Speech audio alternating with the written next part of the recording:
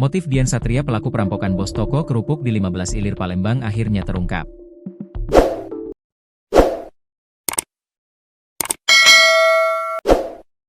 Dengan santai Dian Satria mengaku butuh uang untuk membiayai pacarnya yang merupakan seorang janda. Hal tersebut diungkap Dian saat dihadirkan dalam jumpa pers di Polrestabes Palembang, Kamis, 4 Desember 2025. Diketahui aksi Dian merampok toko kerupuk di Jalan 15 Ilir Palembang menuai sorotan. Tak cuma merampok, Dian juga menggorok pasangan suami istri Dharma Kesuma dan Yeni Suwandi. Atas tindakan Dian, Dharma Kesuma meninggal dunia dan Yeni Suwandi harus menjalani perawatan. Dian yang sempat kabur pun berhasil ditangkap. Dian Satria ditangkap tim gabungan Unit V Subdit 3 Jatanras di Reskrimun Polda Sumsel dan Unit Pidum Satreskrim Polrestabes Palembang di Bandung, Selasa, 2 Desember 2025. Dari pengakuannya, Dian menyebut benar mencari uang hingga nekat melakukan aksinya itu.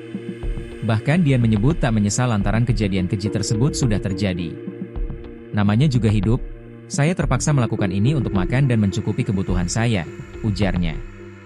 Dian mengaku ia tak punya cara lain untuk mendapatkan uang lantaran tak memiliki pekerjaan. Kepepet, mau gimana lagi sudah lama tidak kerja, akunya.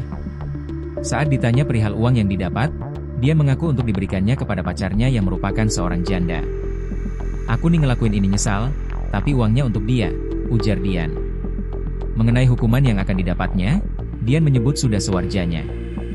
Ya namanya juga bunuh orang, jadi ya kita jalanin saja, ucapnya. Dalam keterangannya, Dian mengaku melarikan diri hanya bermodal 2 juta rupiah hasil rampokan yang dihabiskan untuk makan dan menelepon pacar. Ia juga memilih bersembunyi dengan berpindah-pindah masjid sambil berdoa agar tidak tertangkap. Saya tidur di masjid berpindah-pindah, kata dia. Saya salat dan berdoa supaya tak ditangkap, lanjutnya.